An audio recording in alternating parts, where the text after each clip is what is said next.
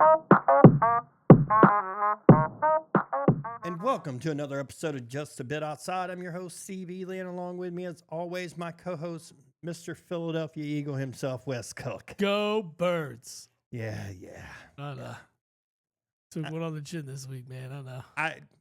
Did I really? I mean, you saw my bet thing. Yeah. Saw my bet sheet. Yeah, I know. You took the Eagles on the money line. Packers beat up, bro.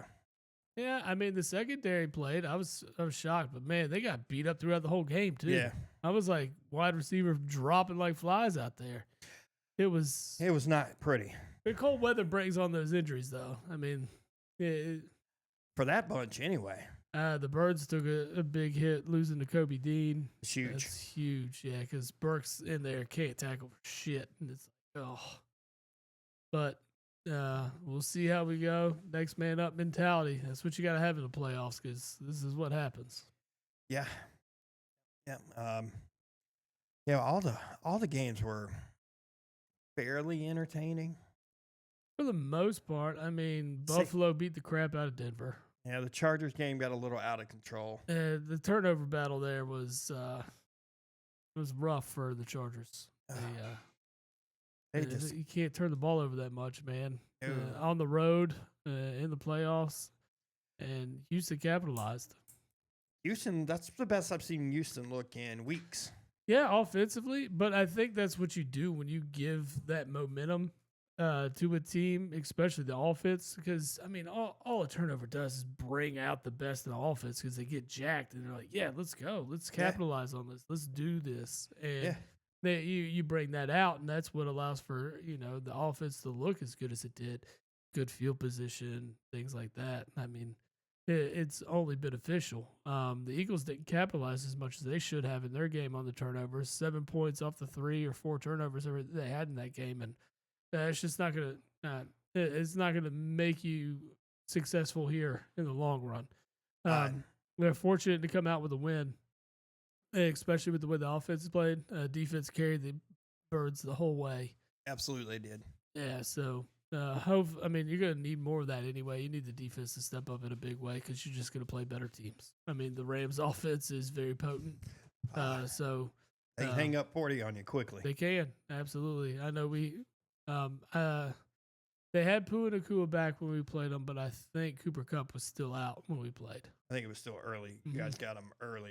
Yeah, we got. They were super beat up on both sides of the ball. I mean, Kyron Williams ran. So, I mean, they were about back to full health at that point, but they were missing Kupp, and we know how dangerous Kupp is. So, this would be a different matchup for sure.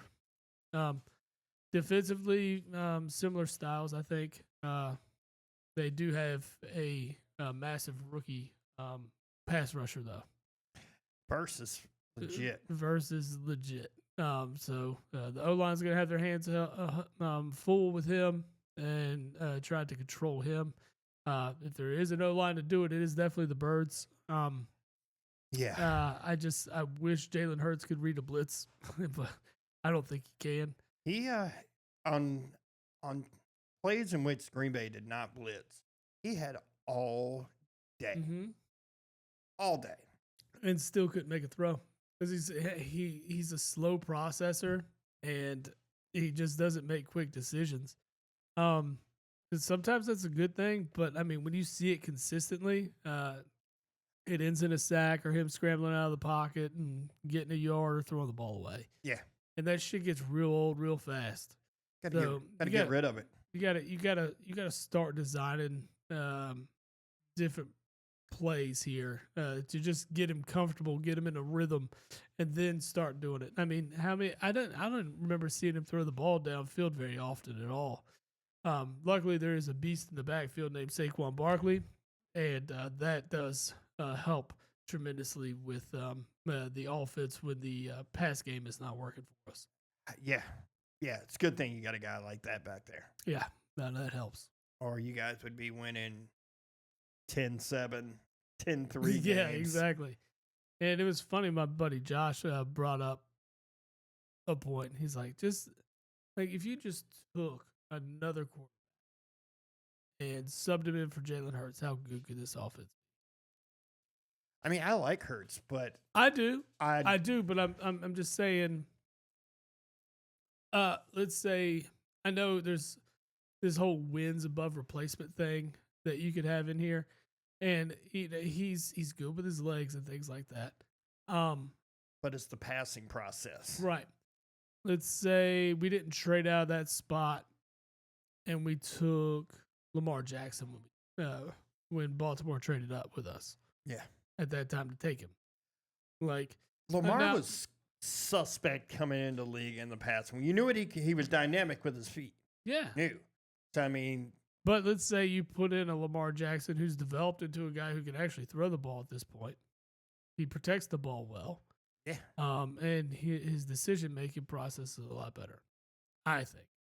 I don't want to take anything away from Jalen. I like Jalen. I think there's times that we could see something different offensively. Yeah. And, with the weapons that are around this guy, I'm just wondering, and maybe not even to the extent of, like, say, Lamar Jackson.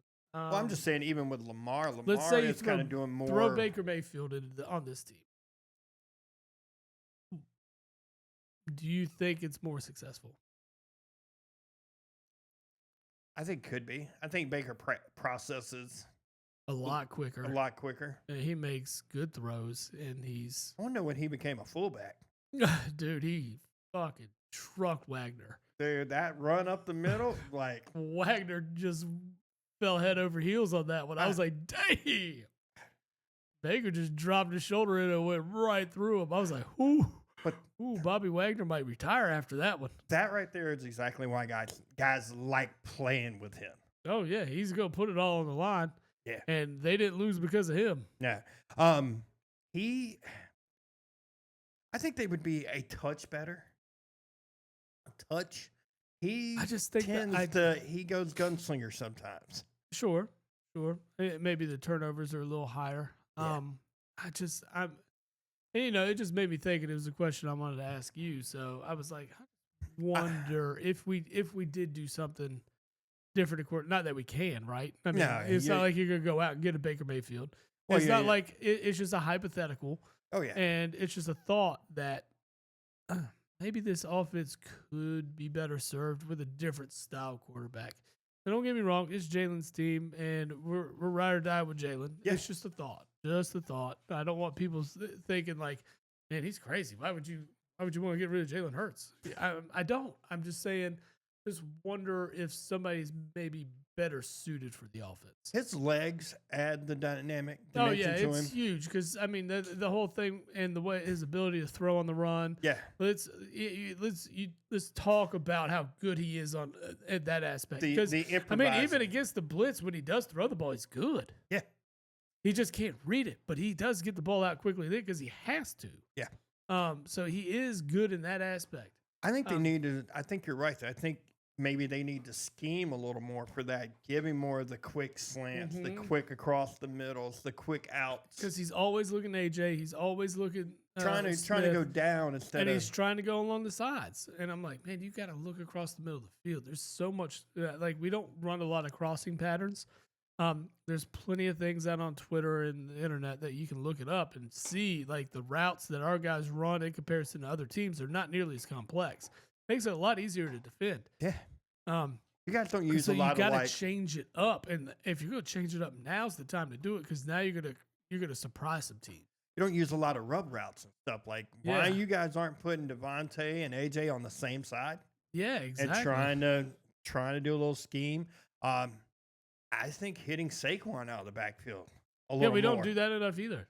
I mean, every time it's in the back, he gets something out of the backfield. It's a screen, and you know it's coming, and it's just I mean, he's arguably the best pass catching running back in the league. Yeah, exactly. Utilize it. Who is it? Him and Gibbs?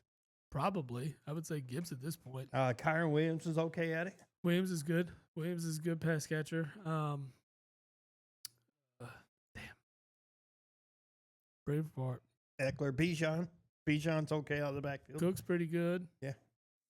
But I mean, I don't feel like you guys do it enough. No, we have the weapons. I just feel sometimes they're underutilized. Mm-hmm. All right, let's talk about this slate of games we got in the playoffs. First one's going to be Kansas City and Houston. This was chewing her bone already. No, I like mascot always, man. Always. This has got to be in here. She can't be anywhere else. Got to be right here under our feet. Yeah, she loves us. Yeah, she loves us. But yeah, it does start with Houston and Kansas City, 4:30 on Saturday. Man, I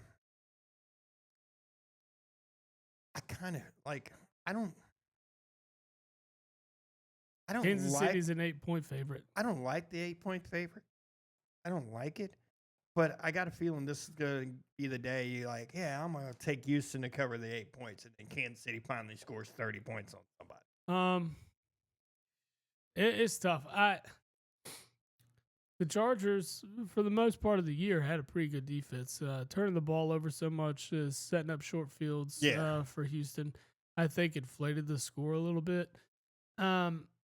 Yeah, I don't see Houston winning this game in any fashion. I think 8's a pretty good number to be at because it could be just a touchdown game. But this Chiefs defense is what they're riding on, and they've been riding it all year because it is good. They've been great. This is a good defense. I think I'll take the Chiefs covering. Man, I like at 8. Number. Huge number. I don't know, man. Tell you what I am liking. I am liking that under 41.5. Yeah, I like that. I don't see Houston being able to replicate the turnover battle like they did last week. No, they cannot. I just don't see it. Don't see it. It's going to be in Kansas City. It's going to be cold. It's going to affect Houston being a dome team. Yeah, I mean, that's one thing you got to take into perspective here. Like I said, I'm going to take the Chiefs covering. The under, I like the under in this one too. Okay. I mean, this can very, very easily be 21-3, 21-10 game. This is also when Mahomes shines, so you get the best version of Mahomes usually in the playoffs. So. Yeah. You're going to see, and with a week off, a little healthier, been able to game plan a little bit longer. It's going to be beneficial to Andy Reid.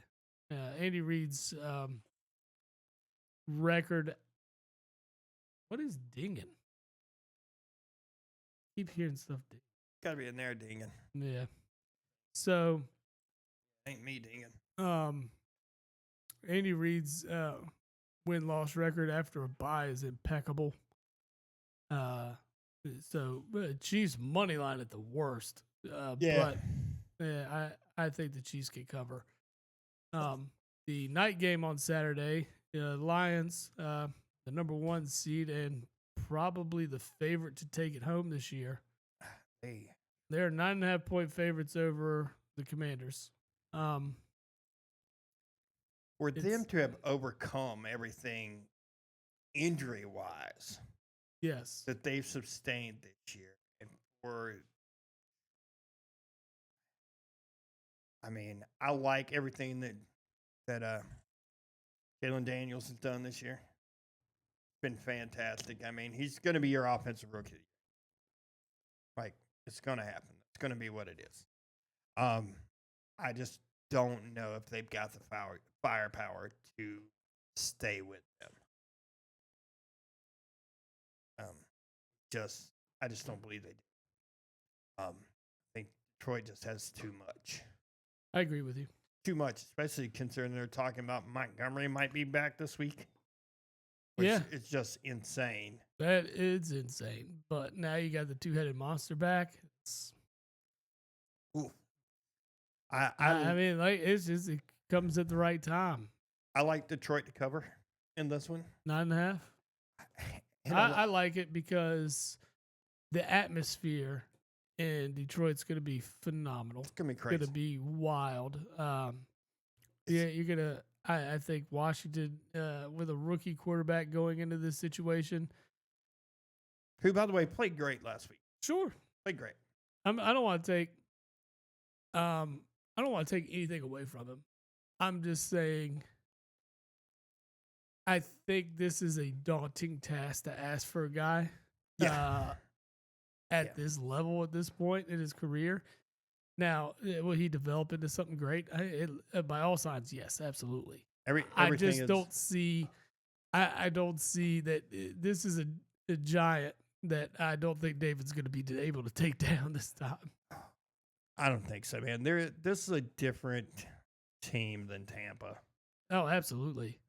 The offensive firepower from this Lions team is next level, and it's going. It's been impressive. Impressive. They're probably going to miss Ben Johnson leaving. Well, yeah. I mean, coordinators are going to change when you have teams this good. Oh yeah. They may lose both. The Eagles lost most of their coordinators after the last Super Bowl run. I mean, this is the name of the game here. This is what you come to expect, because when you shine and Ben Johnson is shining, that's comes with the territory, man. If you're that good, that's what you're gonna get. Yeah.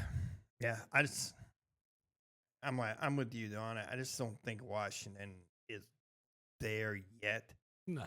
I mean, they caught the break of playing a last place schedule.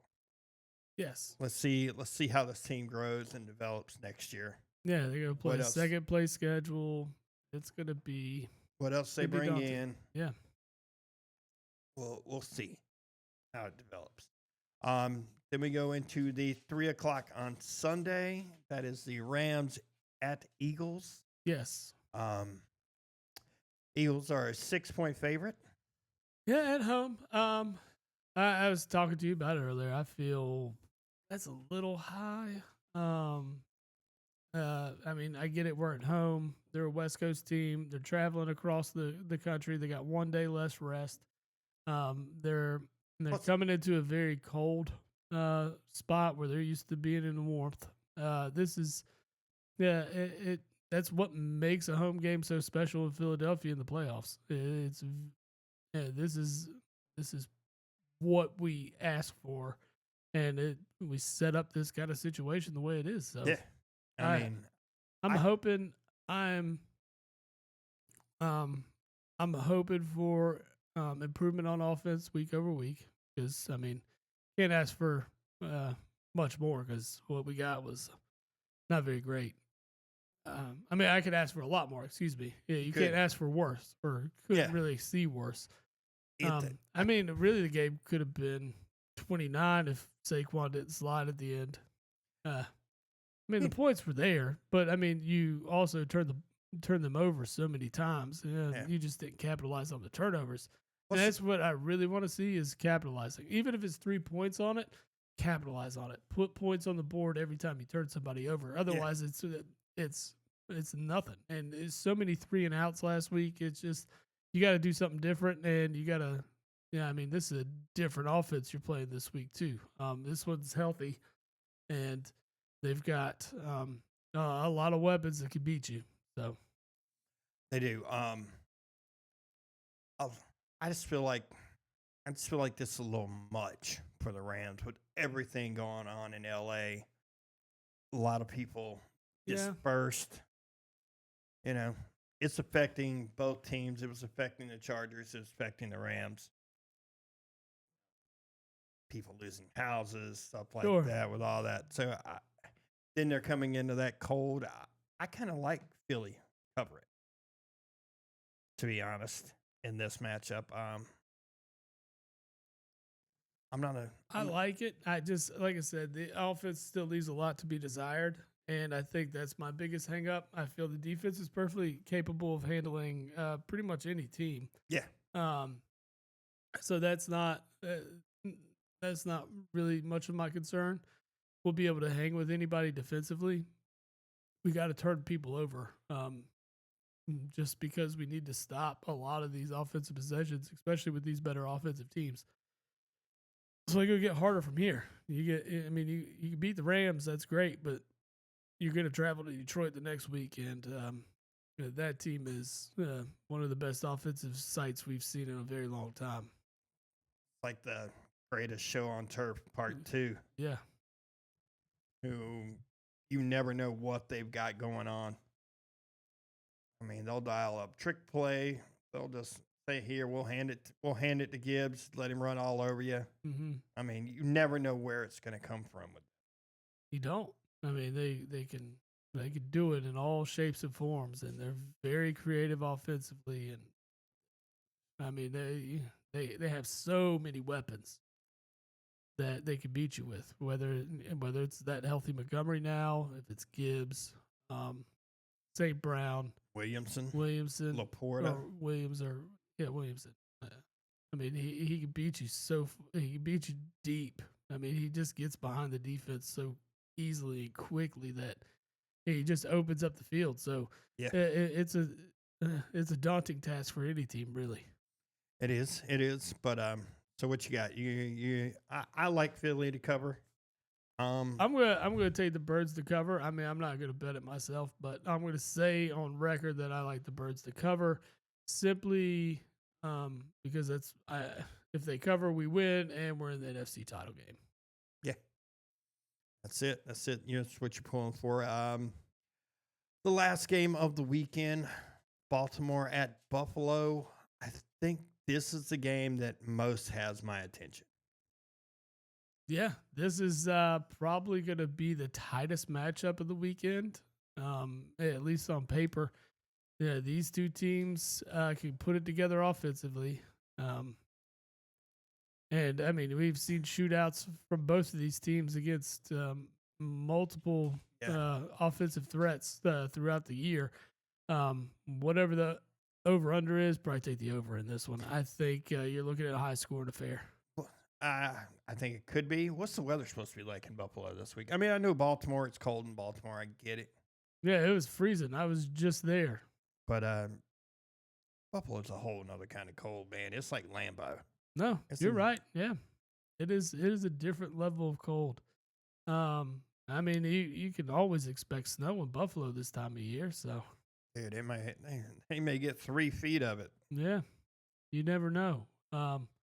Baltimore. I mean, Baltimore's a point favorite in this game, and I don't see how. I'm slamming Buffalo to cover. Yeah. Buffalo money line on this one. Like I said, it's going to be a shootout, but I think this is Josh Allen's time to shine. At the beginning of the playoffs, I thought Buffalo was going to be the one to represent the AFC in the Super Bowl, so I'm going to keep riding it. Dude, I think the winner of this game is probably going to be your MVP. Yeah, I could see that. I mean, you got an argument for either one of these guys. Yeah. Either one of them. They both have put up phenomenal stats, and they've both led their teams to great records and a divisional round playoff game. So you can't ask for much more from your MVP candidate at this time. Yeah, you're probably right.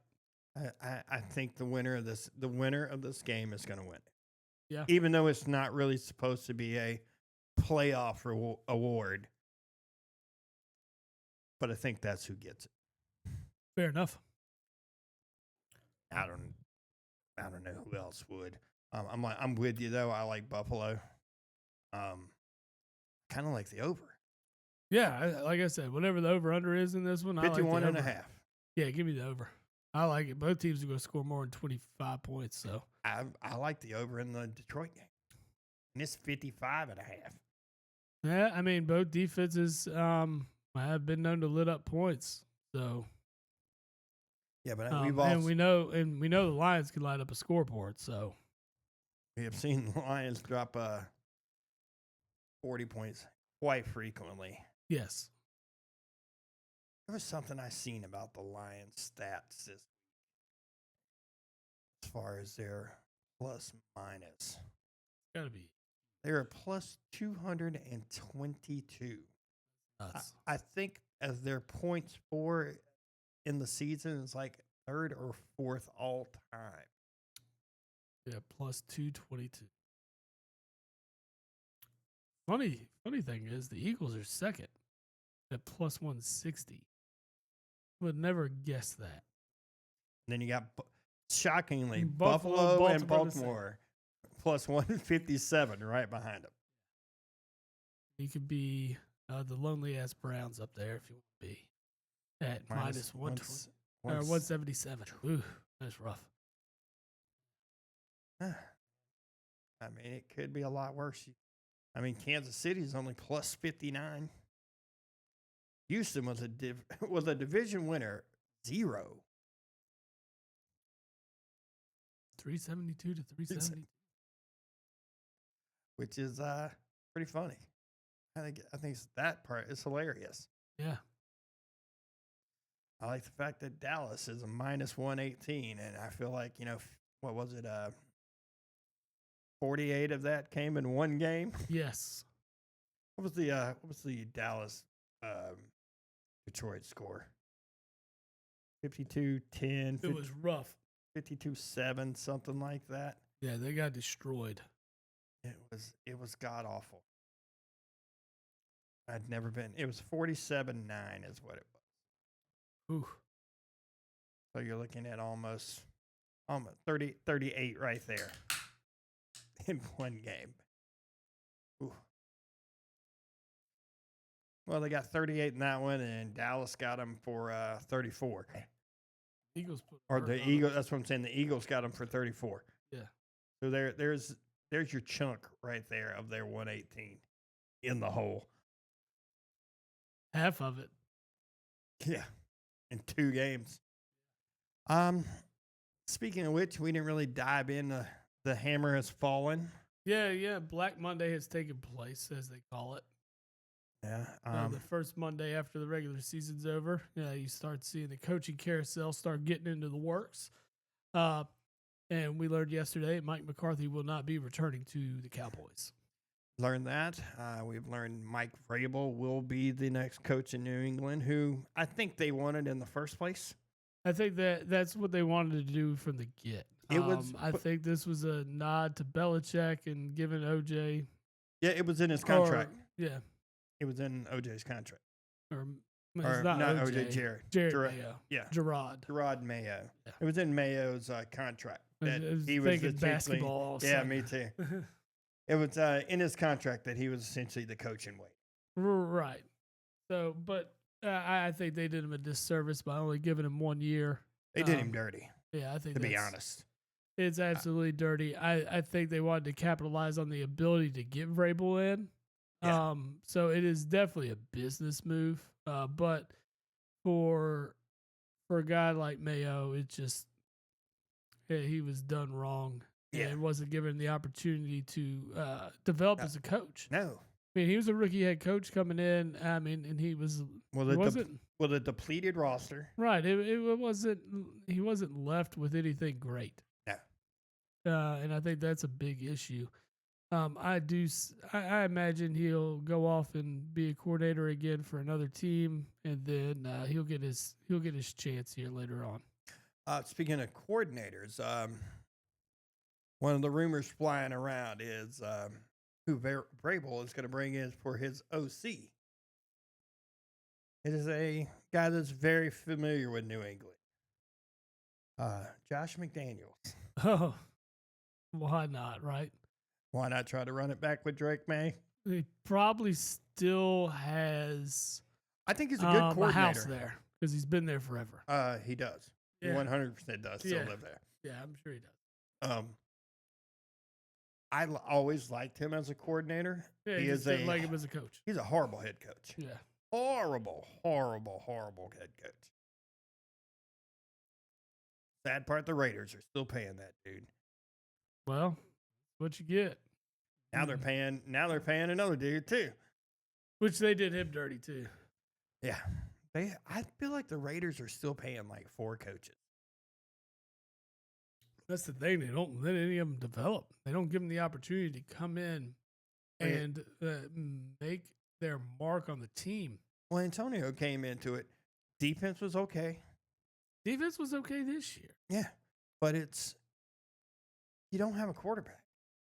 Right. You expected him to win with trash cans.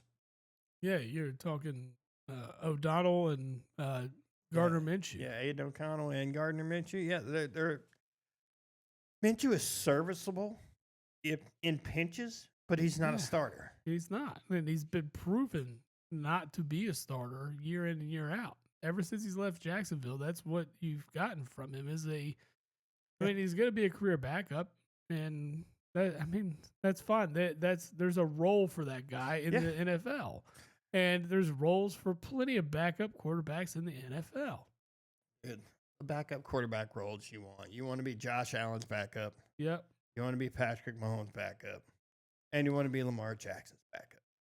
Yeah, because you're not going to be asked to really take over. You're never going to be asked to do squat, bro.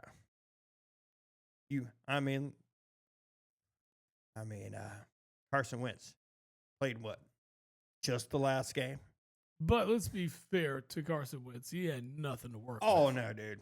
It was the worst possible lineup Kansas City could have put out there. Yeah. And they were 100% fine. Stringers. Yeah. Yeah. Offensive line was Anybody thinking Carson Wentz was going to come in and just dominate from the get was,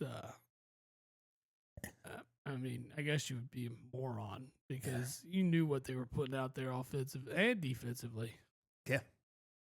That was a total sell job. They weren't trying to do anything. Well, no, there was several teams that did that, and I don't blame them. I wouldn't have done it. I don't like it, but I would have done it. I mean, you need to. I don't see why you wouldn't. I mean, especially in football. Football's just too violent. You get yourself. I mean, they essentially had 2 bye weeks, so yeah. Detroit definitely needed. Detroit had one of the earliest bye weeks in football. So the Birds, it sucked. They needed that bye down the stretch. We'll see if it makes them rusty. See if it's not. We had the college football semifinals last week. Yeah, that ended in disaster for us. The worst case scenario happened. I called it too. You did. Hated every bit of it.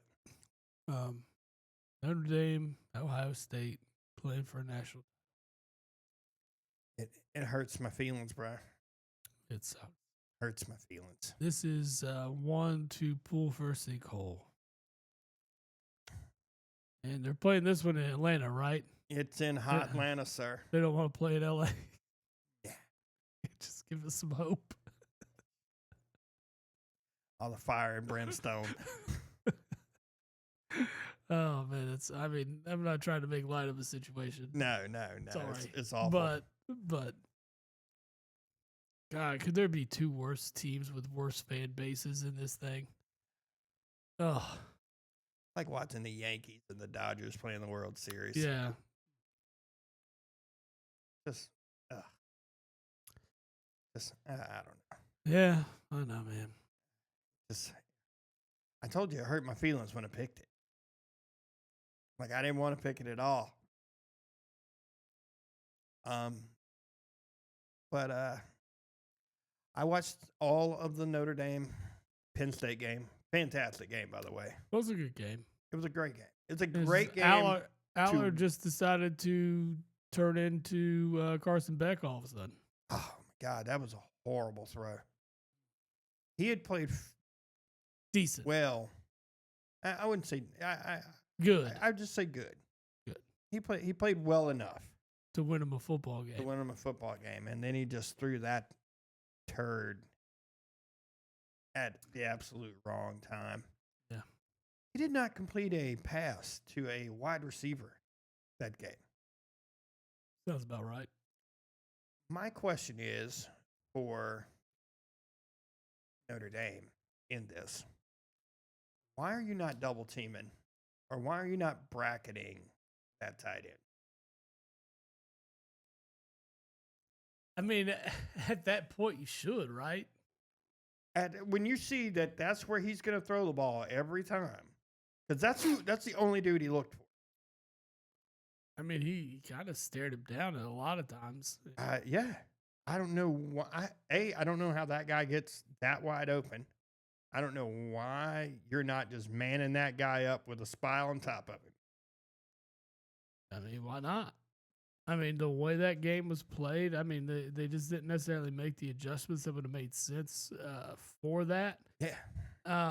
But I mean, they still capitalized when they got the opportunity and ultimately won the game. Yeah. That was our bet for the week. Yeah. I needed one. I hadn't won one in a minute. Hadn't won it in a minute. I needed that one. It just hurt my feeling. It had to be Notre Dame. So, so you want me to lay it on the 4 games this weekend in the NFL? Yeah, absolutely. Okay. We'll discuss it afterwards. That's good. We'll put it together. We'll go ahead and lay it out there and take what we can get. Hopefully, we still have Baltimore -1 in that one because I like the opportunity that's given to us right there. We should throw the championship game on it too. Ohio State covering. Oh yeah, I like it. Yeah, I like it. Yeah, I'm a big fan of that option. Might as well. Why not? I mean, we're gonna go big. Let's go big. Go big or go home broke. Which yes. We go home broke a lot. Yeah, we do. I mean, I've been up for the year, so I'm not upset with myself. I'm still up, but at the same time, I hit a lot of stuff early during like college basketball last year. I've got a lot of one loss beat. Just bad beats, man. Bad beats. Trying something next year. I don't think I'm gonna parlay up next. I think I'm gonna start just going straight bets, just individual game routes. Fair. Oh, same game parlays. Nah, just straight up bets. Yeah, either cover, no cover, or money line. That's it. Yeah, see, you're gonna hit a few of those. You can be like, ooh, now I should start throwing back together again. Nah. That always happens, man. Say that. No, I'll be sitting here talking smack with you, and it'll be like, oh man, Denver's gonna cover, and Anthony Edwards is gonna hit 40 again. That was what, 400? Yeah. It was such a stupid lucky bet. Stupid. Just like old homeboy that cashed out for the 6,800 instead of the 68 grand he could have had. I'd have cashed out too. I would have at that point. I would have to. As soon as it told me it was $6,800 to cash out, I'd have been like, ooh, cash out. No problem with that one. I mean, well, you would have to rely on the touchdown coming from Ertz in the second half. Yeah. Or in overtime, excuse me. Yeah, I know, man. I ain't relying on that. Dude, as soon as the cash out would have said 6,800. Yeah. Cashed out. I'm done, sir. Yes, sir. But yeah, I like Notre Dame to cover. Ohio State to cover. I actually watched very little of the Texas-Ohio State game. Like I told you, I fell asleep very early. Yeah, it wasn't very eventful. Quinn Ewers still pondering coming back. Well, you know, it's going to require a transfer at this point. I think so. Yeah. I don't think Arch is going to sit there another year. No, not at this point. Not when he got a little bit of field or a little bit of action this year. And he looked good. He looked good in the action. You got to capitalize on this. He's super marketable with the last name. Oh, it just makes a ton of sense for Texas to go ahead and move forward. So, he's making a ton of NIL money just sitting there as a backup. We'll put it this way: one of them's going to transfer out.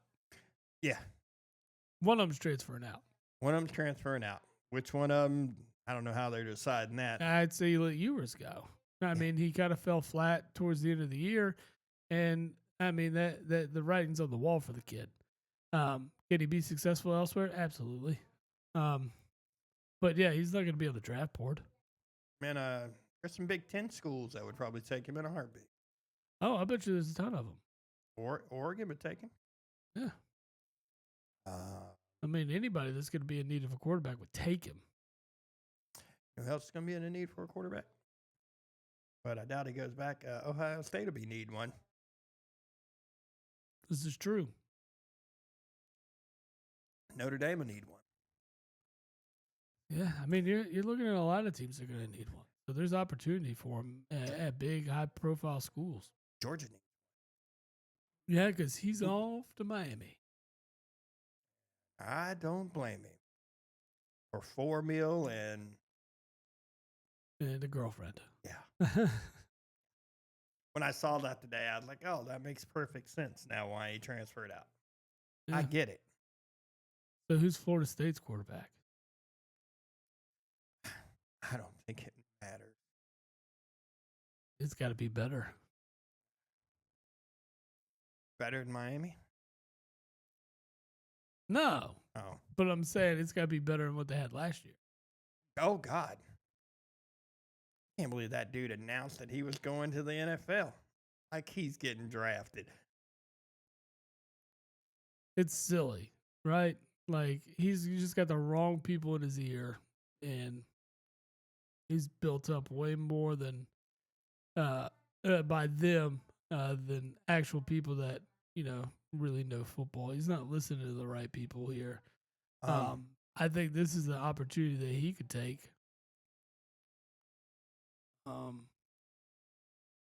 To improve upon his work in another year. How about freaking let's learn to throw a pass more than 4 yards? Yes. Read a defense. Yeah. I mean, that's why he left Clemson. Couldn't do it. I read an article today. Should have stayed at Oregon State, to be honest. Yeah. Yeah, he should have.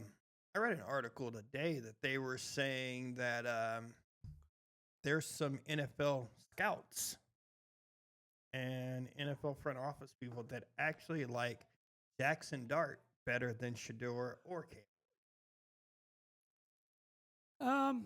I like Dart because he comes from that Lane Kiffin offense, right? Mm-hmm. And I think he's from a more pro style. Yes. I think he's going to be more suited for the next level quicker than the others will be. I'm not trying to take anything away from like Shedeur, because I think he'll be successful at the next level.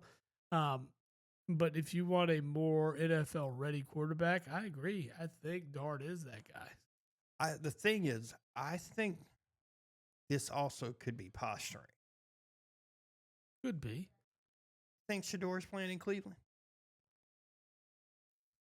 I don't. You think Shedeur's playing in Nashville?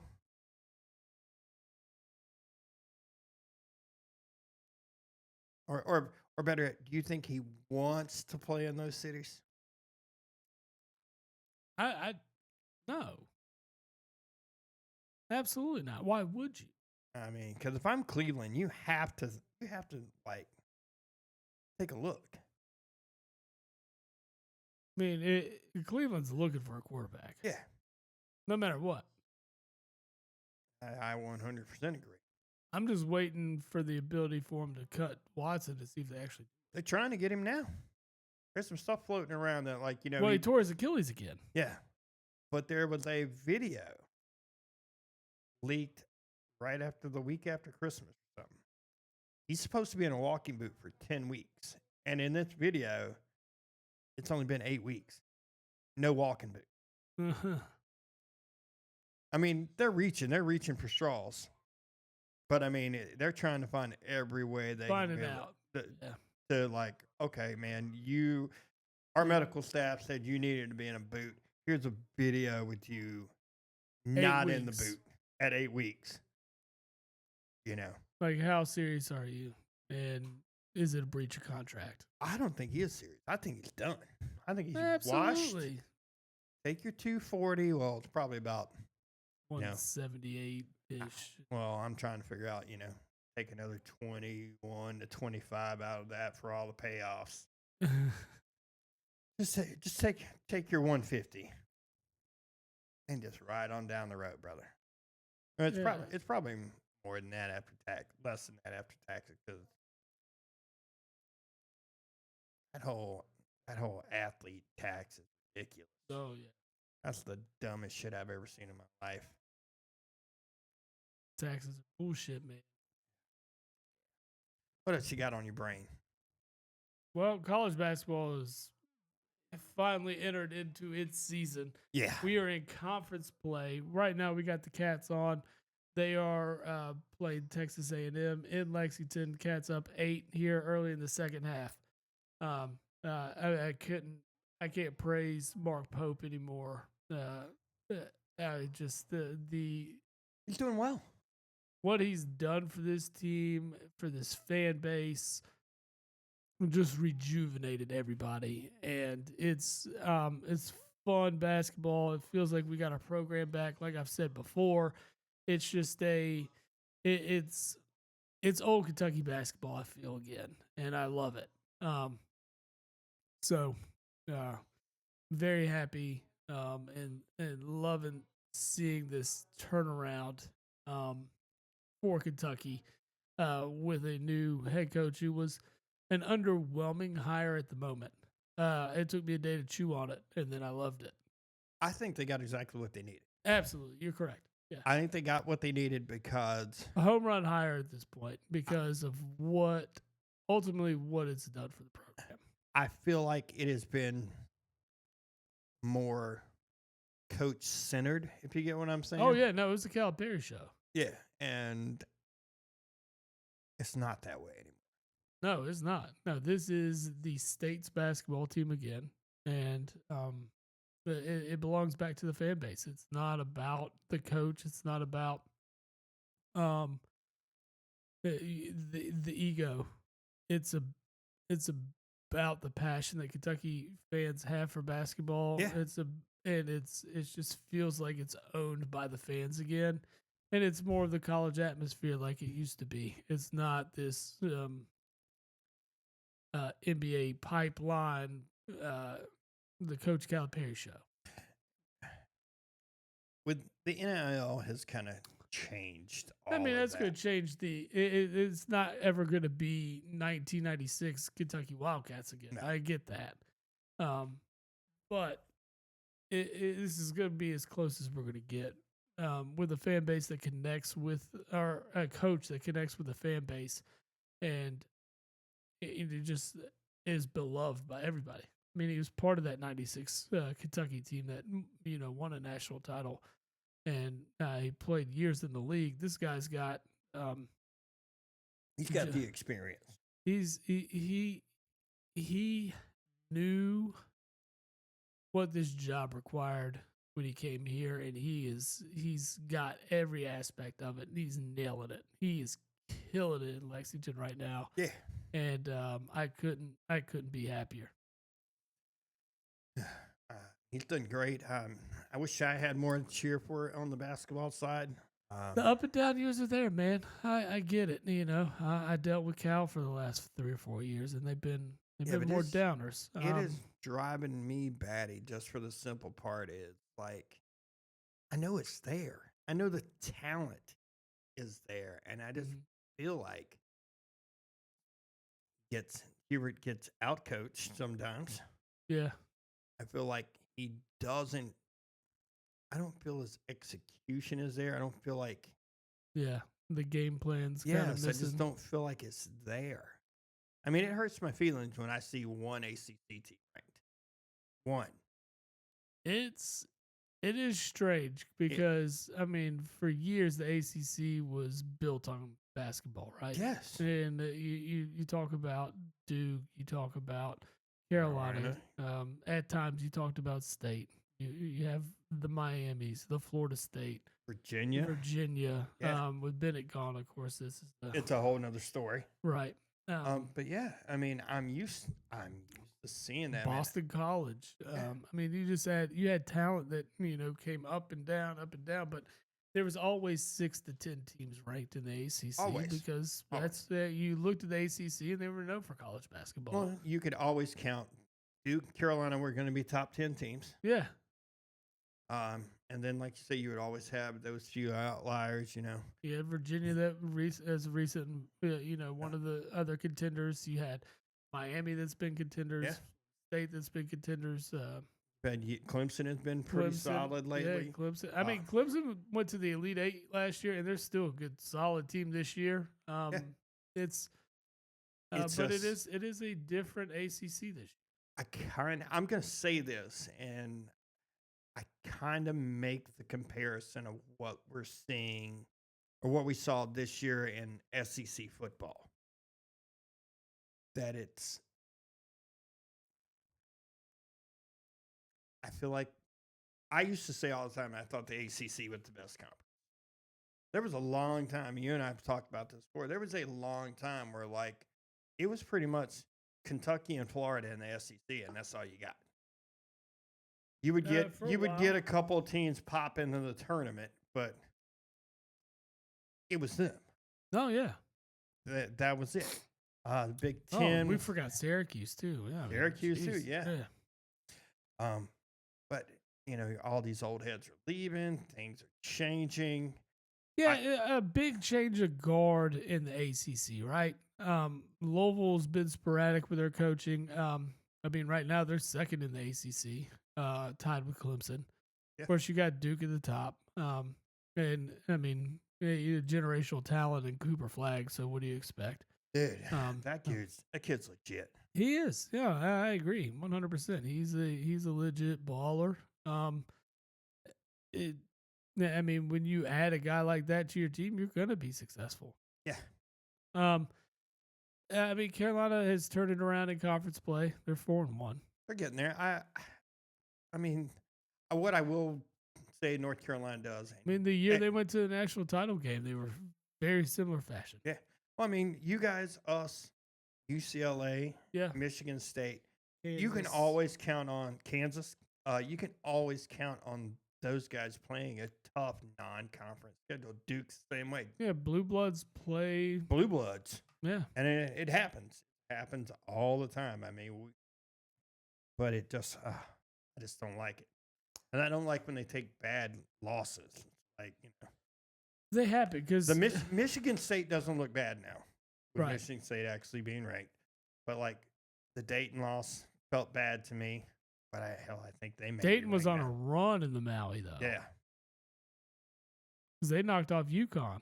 Yeah. So, I mean, Dayton was running. I think really what you're seeing in the ACC is a lot of change of the guard, right? Yeah. And so a lot of new head coaches, a lot of new established identities for each of these teams. Louisville's got a new first-year head coach. Duke's coach has only been there 3-4 years. Carolina's 3 or 4 years. Yeah, but Duke kind of Shire was established though. He was. I mean, he was on the coaching. He was on. He was on the coaching staff. He was the coach in waiting. All that stuff. Yeah, he was also their number one recruiter too. Virginia new head coach. Miami new head coach. Yeah. You just have teams that are Virginia Tech new head coach. Yep. You're talking about these programs, and then you're also introducing brand new teams into the league as well. Talking about SMU and Stanford and Cal. These teams are bringing a different dynamic at this point. It does change the whole outlook of the conference. It does. And it's going to take a little while for them to get their footing and establish themselves. Coaching wise, program wise, all that kind of stuff. Because I mean, the ACC won't be down for long. Let's be real. No, it's just that it's not a possibility. It's coming. It'll come back. Yeah, they'll come back. I mean, the turnaround in Louisville alone is very impressive. Yeah. For the last 2 years, they've been abysmal, and the fact that they've already. I think the last 2 years they won 4 and 9 games, and this year they've already won 12. Yeah. So Louisville's back on the uptick, and they have a historical basketball program. Of course, it's not half of what Kentucky's is, and I'll definitely point that out because I'm in the crowd that Louisville does not exist. Oh, yeah. Clemson's on the uptick. Brad Barnell, one of the most tenured coaches in the ACC at this point. Shout out to UNC Dub too. He used to coach there. Yeah. He's established a good culture there in Clemson, a winning culture, and a program that's doing well for itself, especially over these last couple of seasons, and promising year ahead this year. Looking at that 13-4 record though, and with a win over Kentucky, granted it was there in Clemson, but I don't understand why they wouldn't be a ranked ball club. I don't either. That's puzzling to me. 5-1 record. in the conference, 12-5 overall.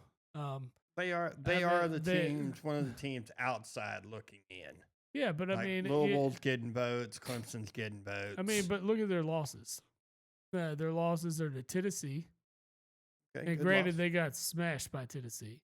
They lost to Ole Miss, another ranked team. They lost to Duke, ranked, and lost to Kentucky, ranked.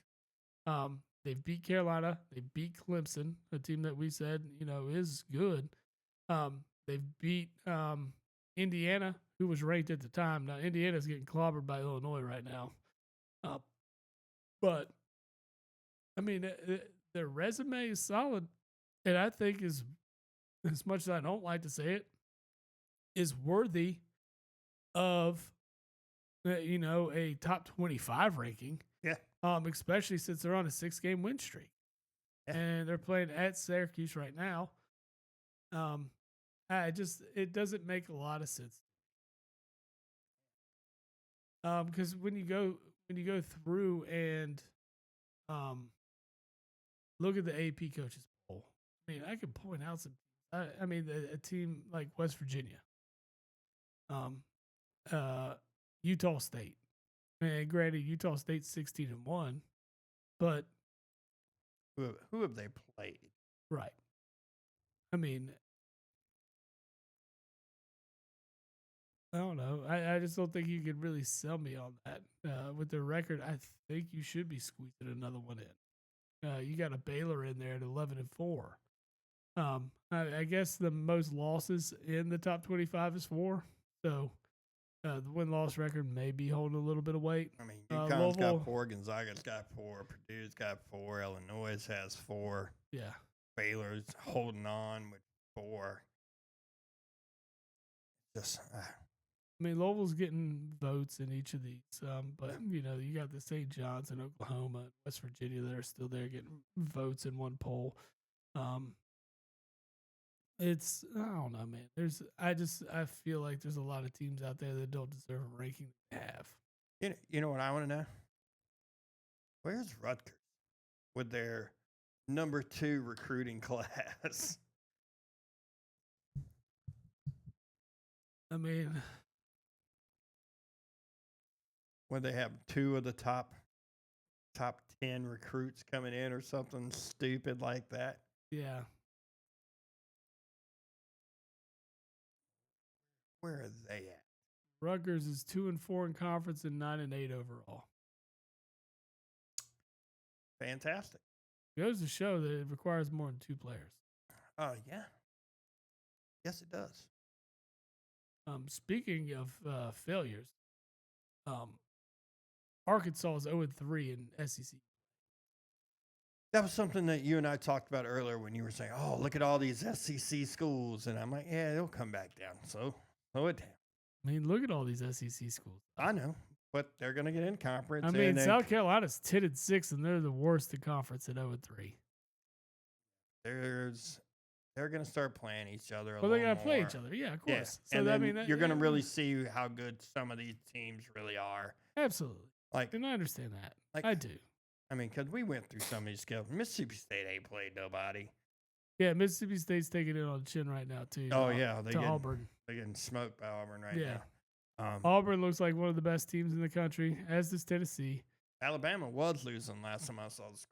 Yeah, I think Bama finally climbed back into this. Yeah, they're down 5 to Ole Miss. Okay. Florida and Mizzou play later. Yeah. But yeah, you look at these. You've got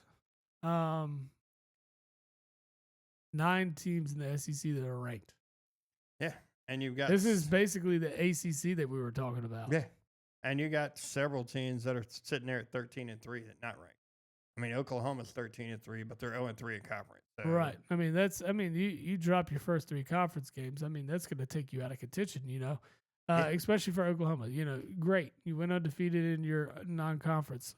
Let's take a peek at Oklahoma's non-conference schedule, though. Oh, I bet you it was awful. The toughest team they played was Arizona, who was ranked 24 at the time, but has come back to earth here recently. They played number 24 Michigan at the time. You're right. But they got smoked at Alabama. lost at home to A&M, and then went on the road to Georgia, who Georgia is undefeated at home this year. Yeah. You guys took one there, didn't you? Took an L there, didn't you? Yeah, Georgia, yeah. Mm-hmm. Yeah, it was a tough one.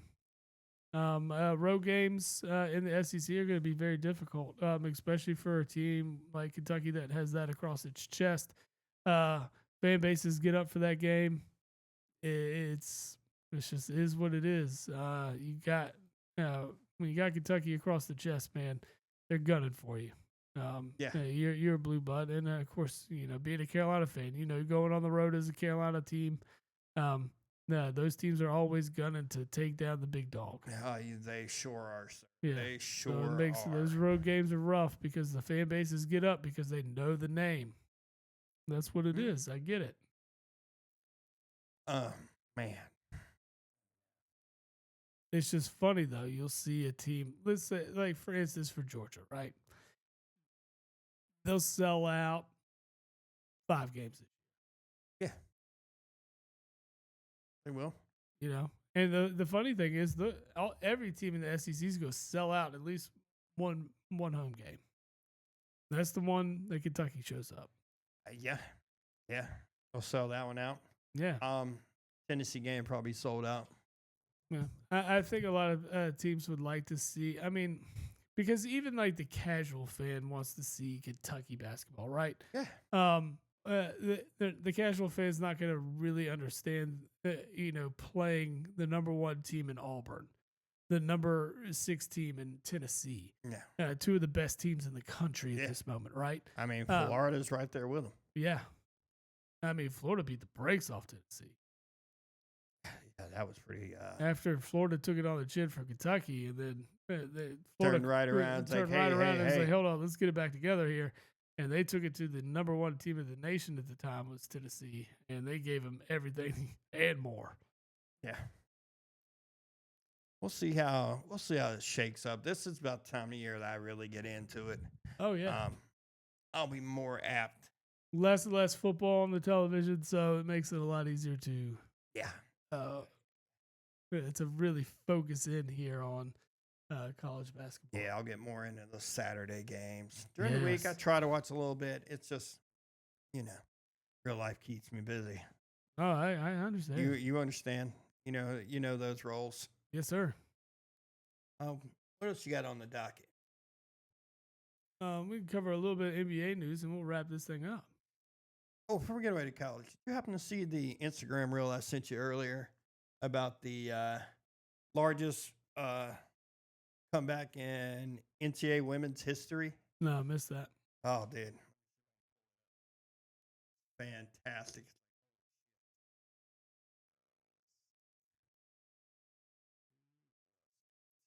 Why you do that? We'll It was SMU and Pitt. Okay.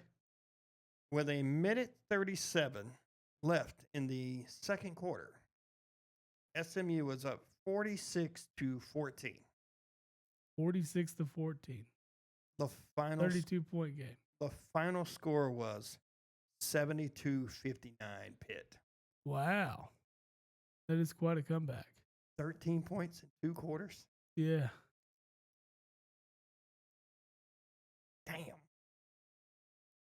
Like what happened? What changed in the game? What changed, or did Pitt get hot? You had to get real hot. You're down 32. Well, they went from 14 to 72, so they scored 58 points in the second half. Yeah. I'm assuming they got real hot, but man, that is just the swing. Was back in. But I mean, I think look up. I think it's 94. Might be off, but if you look up the Kentucky LSU game from back then, Kentucky was down 30 something at the beginning of the second half and came back and won that game. I mean, I've seen some big comebacks in college. I wonder what is the biggest on the men's side, but that is just crazy.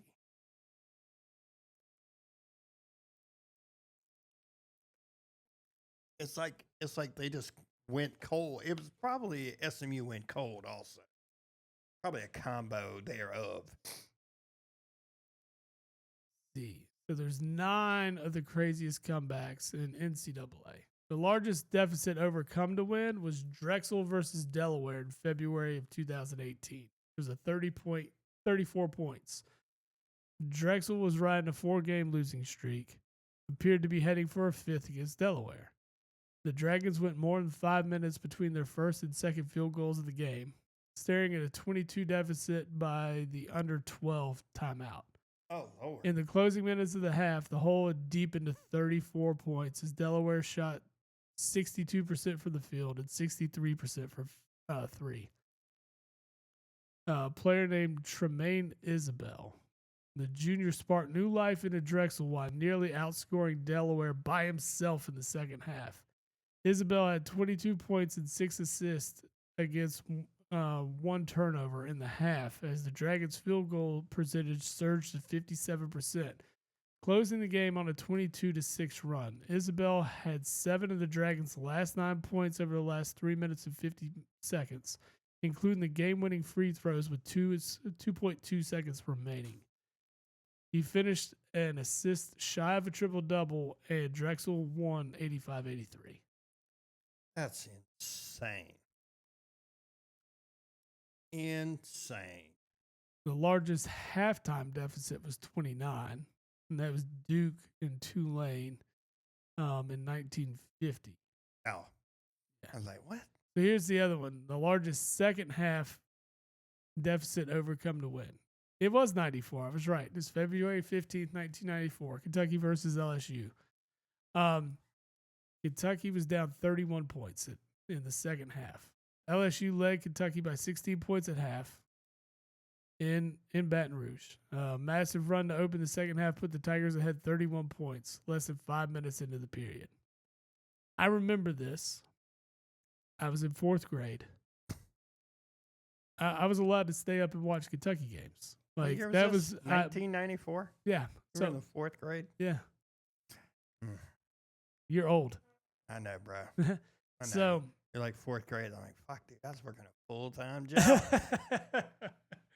So I was allowed to stay up and watch Kentucky basketball games past my bedtime at that time. Like my parents were like, okay, it's fine. It's a game. Yeah, you can stay up. My parents sent me to bed that game. Yeah. They're like, nah, there's no point in staying up for that. Nope. Once we were down like 30, 31, we were like, parents turned it off. We're like, we're going to bed. I was like, all right, I guess that means I'm going to bed. I went upstairs. It turned the game on. Oh, good for you. So it played.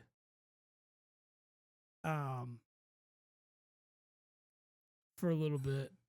And you know, as a kid, you kind of get scared and stuff like someone's coming up, so you turn it off real fast. Yep. Turn it back on, turn it off, turn it back on. So I got to watch the majority of the comeback. I didn't get to see the whole thing because it's on and off, on and off, on and off.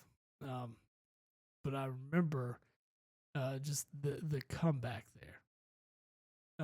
And really, all I got to do was see the highlights the next day to really see how it happened.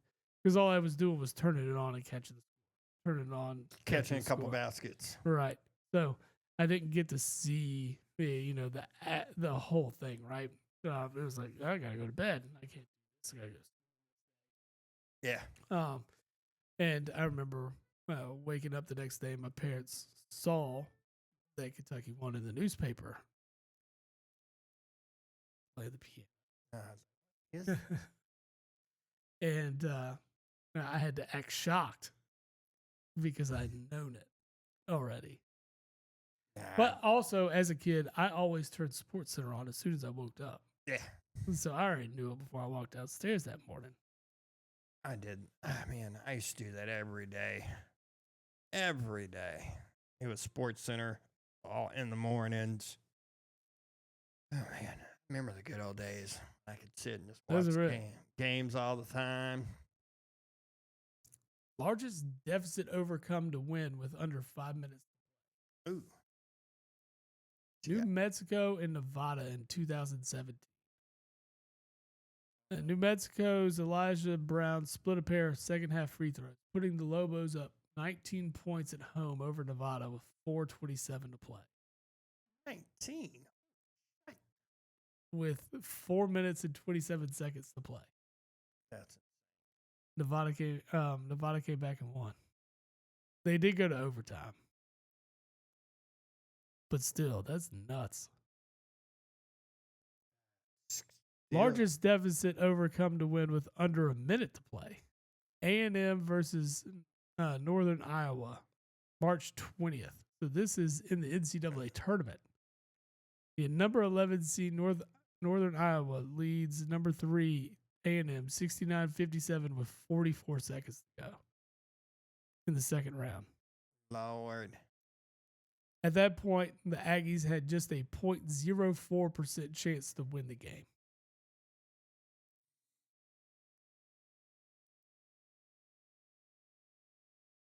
That's A&M came back and won. That's impressive. super impressive. Largest deficit with under 20 seconds to play. UNLV versus San Diego State in 2005. UNLV, riding a 3-game winning streak, trailed 81-71 at San Diego State with less than 20 seconds to play. 10 points in 20 seconds? Yeah. They went to OT. Okay. But still.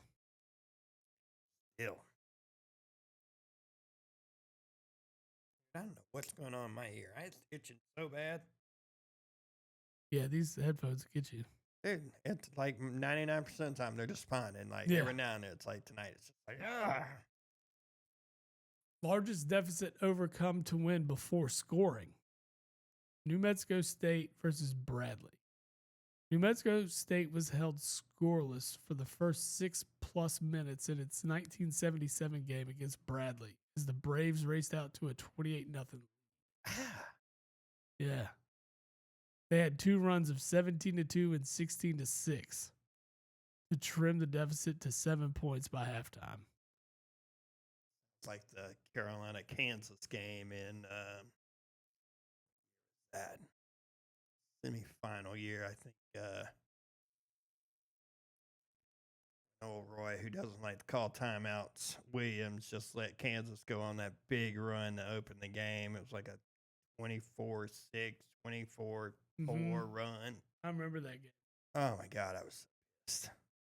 I'm like, at any time you call timeout, call. He never called one. Never. He never called. Everybody. I remember I was at a bar in Raleigh watching that game with my brother and our buddy Dave. And it was crazy. It was like, you'll call a timeout, and there's people in the bar like, why is he not calling a timeout? You hear everybody like wondering. He doesn't. It was Hansborough's junior year. That's when it was. And everybody was just like, why? I mean, this is the opportunity to call timeout. You got to reset. That dude likes to hold on to him, bro. Yeah, he acts like it adds points to the score at the end or something. Dude, awful. Awful about that stuff. And you got to break the momentum sometimes. Yeah, you can't wait till that. Can't wait for the TV timeouts all the time. I agree. You just cannot. Yeah. Let's say back to NBA. That's where we're going to go. Yep. Sorry. Jimmy Butler has reiterated his trade demand to the Heat. He's done there. Just trade him. He done. Yeah.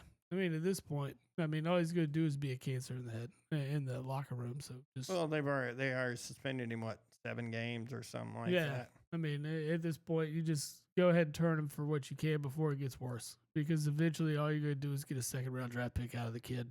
Just trade him. He's going to become more and more of a head case. Get rid of him. I mean, get as much as you're going to get right now. Where's a good fit for him? Where's a place that he could go? I'd love to have him back in Philly. I just don't think he's going to fit in there with Embiid, Paul George, and you got an emerging Tyrese Maxey. Those dudes like the first 2 like the rest too much. Yeah. Jimmy probably wouldn't like that. No.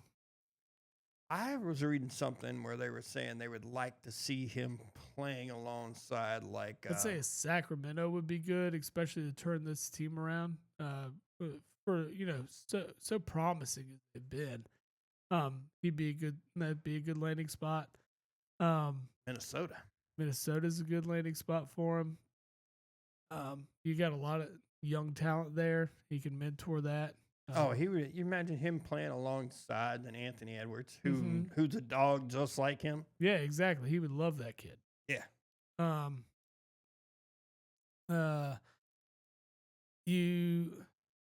don't know if you want to mess up the chemistry Minnesota has. I think that would mess with it a little bit. Just because you look at Minnesota, they're 21-18. But it's still early in the season. Things could change. Houston would be a good spot. The way Houston has stood out this year, giving them giving them a dominant player like him. Man, I don't know. Would be beneficial. If I'm Houston, I don't know if you mess with that. It's tough, I know, because you're looking at what you got right now, and you're like, oh. But a lot of good young talent. They've made some good. They've made what looks like the right moves. I'll tell you, Golden State might not be a bad spot. No, but I think you give up too much for him if you're Golden State. You might, but if you want to turn the season around, this is how you do it. Yeah. This is true. What about San Antonio? San Antonio is a good spot for him as well. I mean, Pops can handle a personality like that. Yeah, if anybody's going to be able to handle the personality, it's definitely Pop. I like that. I mean, that's a good thought. I mean, a team that could use him would be Philadelphia, because you need a dog and someone that's going to play every night. But when you talk about a guy like Embiid, that's just going to piss off Jimmy Butler. You're just going to have more locker room troubles. Yep. I'd say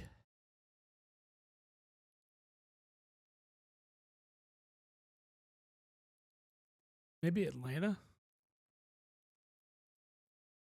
I mean, you got a team that's on the verge of looking at the playoffs at the moment, and a team that has young talent around there.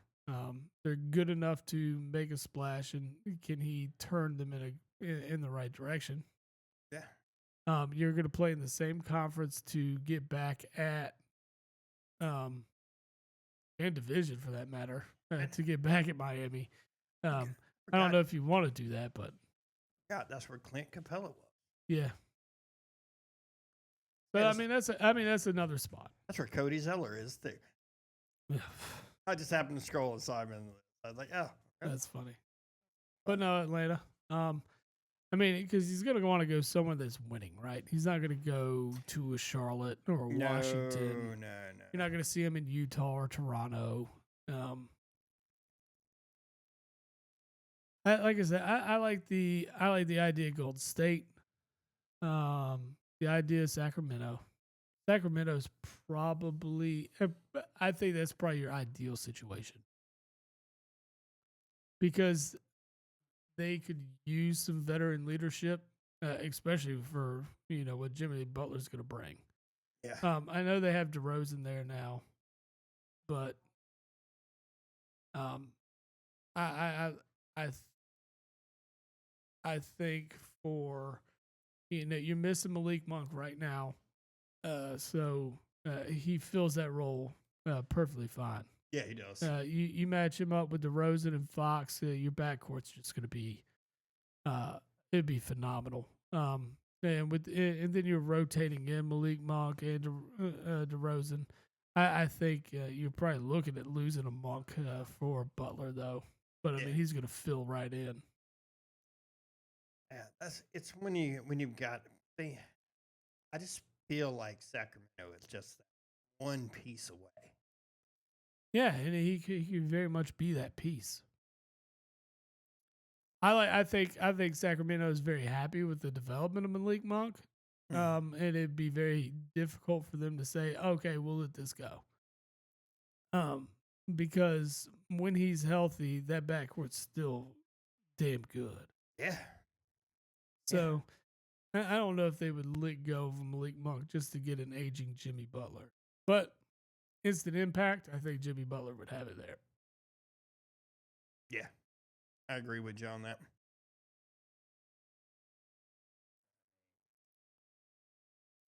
Yeah. But another good one is, you're right, would be like San Antonio. I feel like they're missing something too, but at the same time, I don't know if you want Jimmy's. I don't know if you want Jimmy being Jimmy around Biyama.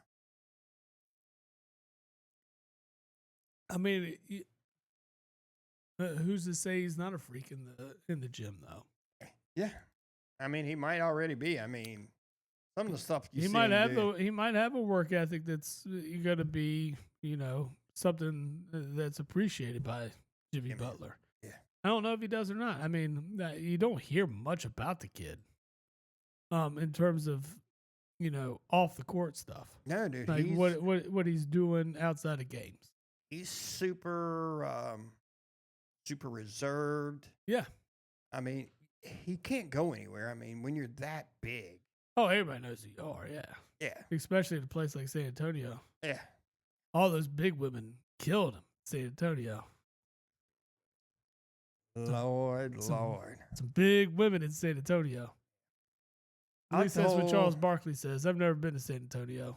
I like the whole Wemby, Chris Paul story from the other night, too. That's pretty nice. Yeah.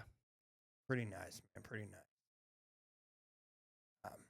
Man, get back to those fires, with J.J. Redick losing his house. Right. Just crazy. You consider he just moved there, too. Pretty nuts. Yeah. Just, I don't know. I don't know what you do with all that. Just weird. Just weird. I didn't realize the Spurs drafted 2 damn point guards this year. What was that? I didn't realize the Spurs drafted 2 point guards. And brought in CP3. I know. Weird. They're like, we're going to find the right guard combination. I found something kind of cool that I just want to cover in baseball right now. What you got? All right. If teams or if players could not switch teams, free agency did not exist. Mm-hmm. Talking about like how teams would look. Okay. All right. Yeah, we'll start with your team. Yeah, you got the Mets. Yeah. Right? Mm-hmm. They would be a better team, barely a better team than what they have right now. Okay. They have about 91 wins on a year. It's 0.1 wins better than their actual roster. But I tell you, you look at like Pete Alonso, Jeff McNeil, yeah, Brandon Nimmo, Francisco Alvarez, Michael Conforto. Then your pitching rotation, of course, you still have DeGrom, you have Seth Lugo, yeah, and Quintana. The bullpen is made up of Sewald and Buto. Yeah, it's kind of funny. Through all the changes they've been through, they would still be about the same quality ball club. Yeah. Same underachieving turd sandwich. The Baltimore Orioles would be quite a squad. According to they would have about 9 wins better than their actual wins. You look at it like Manny Machado. You have Christian Walker, Jordan Westberg. Of course, you still have Gunnar Henderson, shortstop. Their hitting rank would be 3, just based upon what they have in that lineup. pretty impressive. The Braves would be about 3.3 wins better than actual. Their hit rank would be 1. You look at Freddie Freeman. Yeah. They would be. I mean, the sad part is, like, Contreras, I know Austin Freddie. Riley, Caleb Durbin. I mean, Freddie would probably still be a Brave if his agent had been. Oh, up fourth. front? Yeah. Dude. That's pretty crazy. The Dodgers would be 5 wins worse. Really? Of course. Yes. So they wouldn't have some of these guys. They wouldn't. Sitting here reading that the 2 fans that grabbed Mookie Betts' arm and glove in the playoff game got banned from big league baseball parks. As they should. You don't interfere in a game of that level. Of course, it's Yankee fans, so Who's worse, Yankee fans or Dallas fans? Dallas fans. Because I feel like Yankees fans are still. Well, the Yankees are always still relevant. Well, they stay relevant, but they also, I think they have realistic expectations at times. Yankees like Dallas comes in, be good Dallas comes in every year thinking they're going to win a Super Bowl.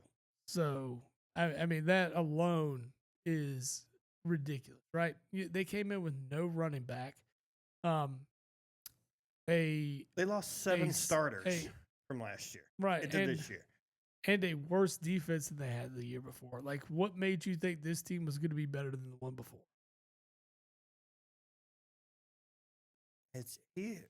Jerry has just made some of the worst. Oh yeah, GM decisions I've ever seen. Like, let's wait till the last minute to redo deals, so we can't do anything else. See, the Yankees would be 5.7 wins worse. Makes sense. Nationals would be 13.9 wins better. Wow. Well, because you're talking about you still have Bryce Harper, you have Rendon. Yeah. Yeah. I mean, yeah, you have Juan Soto. I mean, geez, the Nationals would be fucking ridiculous. The White Sox would be 21 games. I mean, I guess that makes sense, though. Can't be any worse. That's You're right, dang exactly. Sure. I didn't know Tatis was drafted by the White Sox. Huh. That is news to me. I'm just scrolling on down. I didn't realize the Phils would be 12.5 games worse. Let's see. We'd have Rhys Hoskins still. Have Verling there. Actually, looking at it, man, that is we've acquired all our talent. Pitching wouldn't be awful. I mean, it could, because we'd have to bring up Andrew Painter, which we'll probably do this year. And just looking at some of this, it's like, our hitting would be awful. Like, just the starting lineup. Oh, gosh. Yeah. I mean, because look at it. We brought in Trey Turner. Yeah. We brought in Harper. We brought in JT Realmuto. Yeah. You brought in Castellanos. Yeah. I mean, there's we're talking about our starting lineup is all acquired in free agency. So, that makes a ton of sense. That's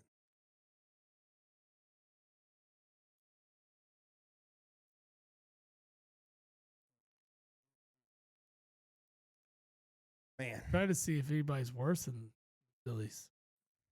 Phillies are 12 wins off. 12 games worse. Yeah. Diamondbacks would be 11.3. Close. 12.5 is what Philly would be. I think that's got to be the worst, right? Yeah. Yeah, because, I mean, in total wins better, the White Sox are about 21, so.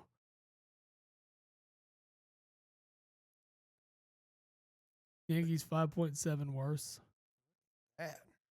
Yeah, the Phillies are by far the worst. If they just kept what they got. That lets you know they're drafting awfully.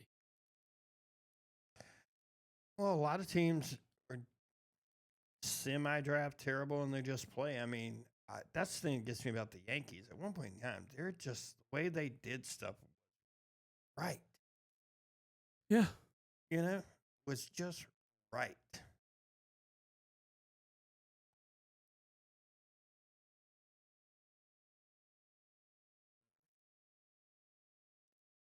So this is early in the stages. I'm looking at the college football recruiting rankings at the moment. Oh, so you went off. Yeah, I went off. Something. Just looking at some stuff. You know me. Always trying to diversify my portfolio. As of right now, the number one recruiting class is Oregon. They have 17 of the ESPN top 300. Texas also has 17. Followed very closely by Shocker, Georgia, Alabama. Yeah. And Ohio State. Ohio State is 5th. Michigan 6th. Auburn 7. I don't know. Auburn. Well. They're getting talent, but they got LSU at 8. They got a shit head coach there. Yeah. A&M at 9. Yep. Florida at 10. Tennessee 11. Look at all those SEC teams. Then Penn State at 12. USC at 13. Yep. Notre Dame at 14. Then Miami. Then another SEC school at Ole Miss at 16. These SEC schools are all up there. Look at that. Georgia Tech. 17. Look at Kentucky at 25. Yeah. I bet you all the SEC are in the top 40. 45. Yeah, Arkansas 27, Mississippi State 28. South Carolina 23. Actually, I bet you Vandy's on the outside looking in. Of the top 40? Yeah. Probably. But I'm willing to bet they're not far out of it. I'm scrolling. Still scrolling, and I'm in the 50s. Georgia State's 58. That's over Vandy so far. Oh, maybe not.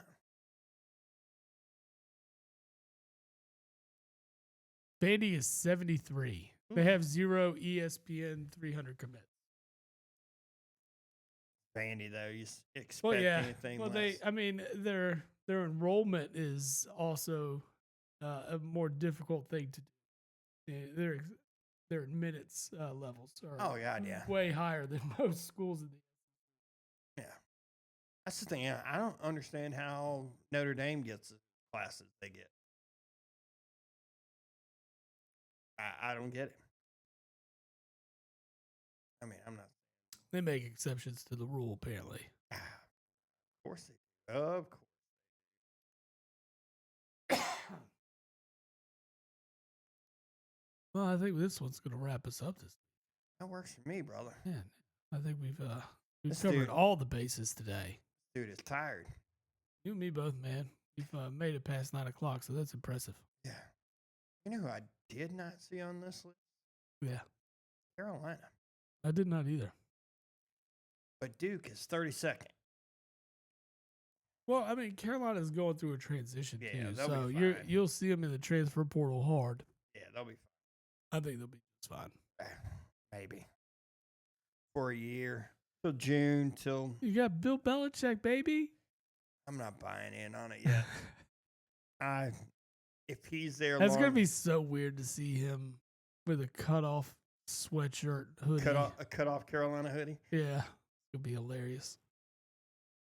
It doesn't really match the vibe around that preppy-ass school. No, it doesn't at all. But, yeah, we'll cook up that parlay shortly. Yeah, let's do that. And we'll be back next week and start covering the NFC and AFC championships for you. We will be discussing the national championship game. Yes. When does that take place? On the 20th? Man. Yeah, a week from yesterday. Doing a flyby today, huh? Man, that's loud as hell. I know. Probably coming through the mic. And I got to imagine. Yeah, it is loud. Y'all hear that? That's our cue to get the hell out of Yep. here. They're looking for you, Steve. Ain't looking for me, man. I ain't done nothing. All right, man. Until next week, brother. All right.